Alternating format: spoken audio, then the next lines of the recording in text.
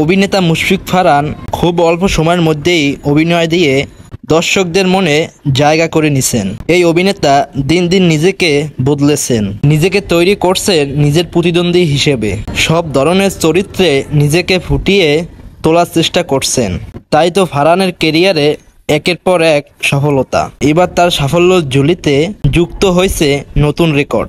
অভিনয় জীবনে এই পর্যন্ত ফারহান অভিনীত 104টি নাটকের গড় ভিউ 1 কোটির উপরে, যা প্রমাণ করেছে তার অভিনয় কতটা মুগ্ধ দর্শকরা।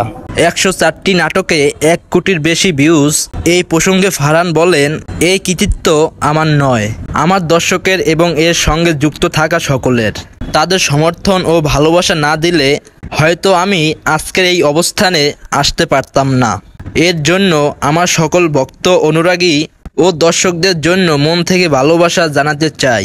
তিনি আরও বলেন, সবচেয়ে ভিউ হলে নাটক ভালো, এটা বিচারের মানদণ্ড না।